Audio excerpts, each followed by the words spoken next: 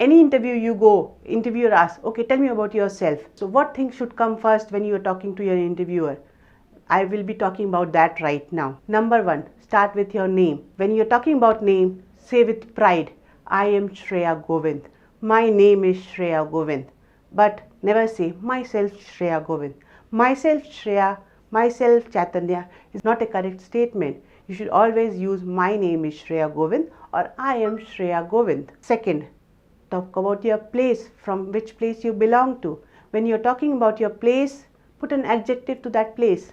I belong to Bangalore or I am from Bangalore.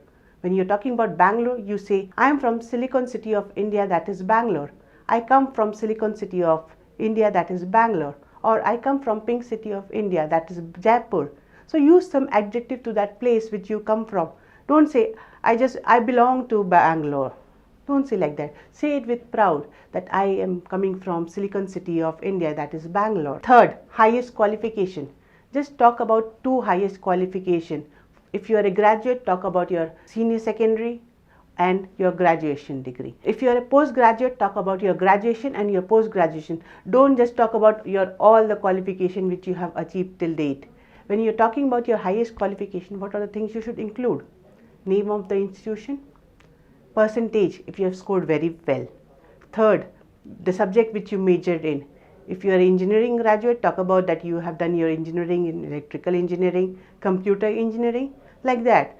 So talk about your subject you've majored in. Fourth, talk about your awards and achievement. Maybe you have received an award as a best student of the year. Then it can project to the employer that you were an outstanding student during your college. You were all-rounder, you were good in sports, you were good in academics. That will project to the employer. Then they may look at those things when you're talking about it.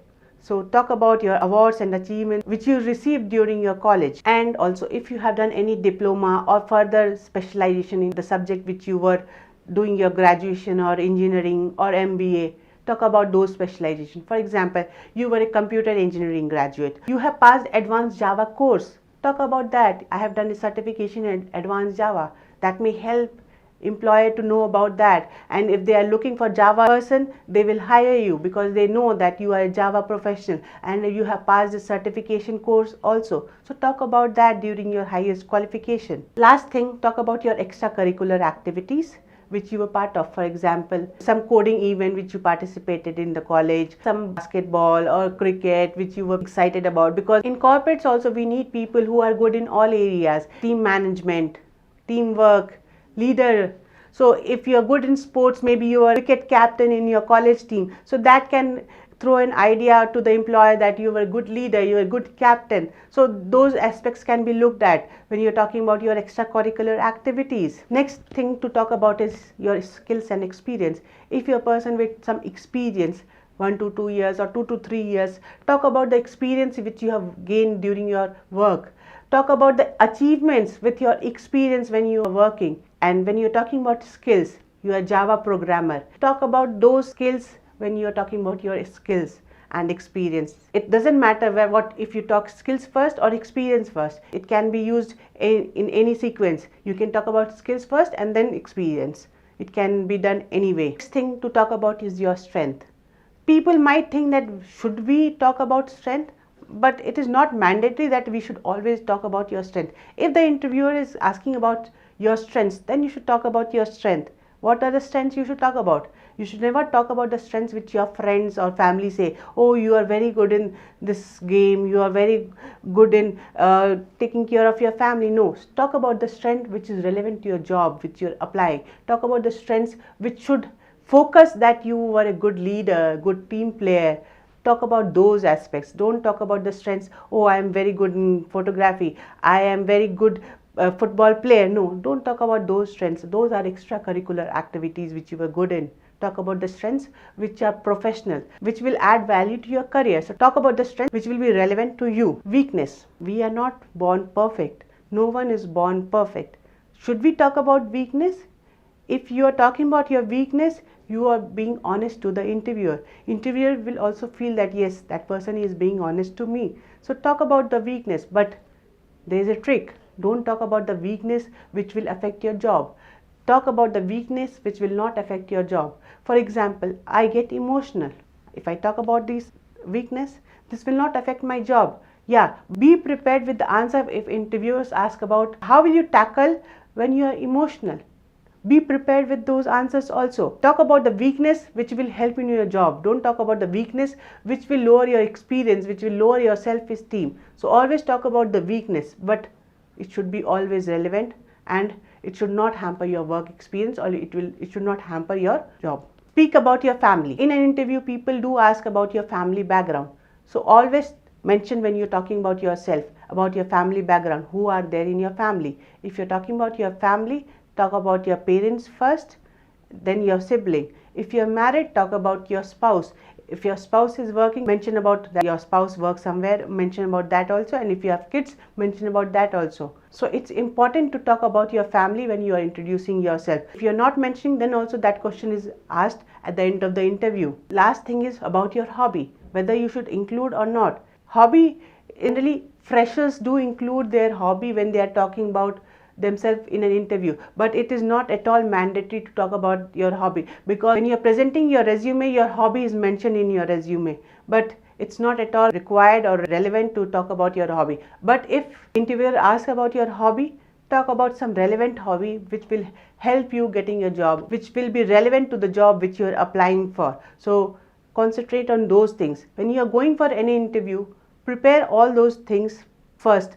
Don't just be unprepared, because the correct flow of introducing yourself will give you more confidence and help you to answer questions in the interview later. These questions are asked in an interview to check your communication skills and how confident you are about yourself. So prepare well, focus on the grammar and answer all the questions in a sequential manner.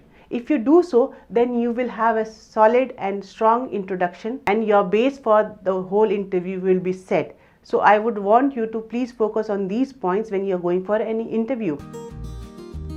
Digital career portfolio consists of an in-depth description of your education, your details, your contact details, your project work, your work experience, your internship details, and many such other details pertaining to your professional life.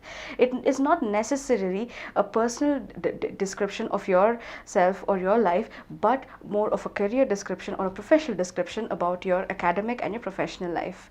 A professional portfolio or a digital career portfolio consists of all those aspects that you would basically want to show your employer to prove that you are the best candidate. So this is a marketing tool. It is a very powerful marketing tool and you must use it to your best advantage. Certain examples of digital career portfolio could be the profile that you have on freshersworld.com. Now you could use this to the best of your advantage to make sure you land your dream job.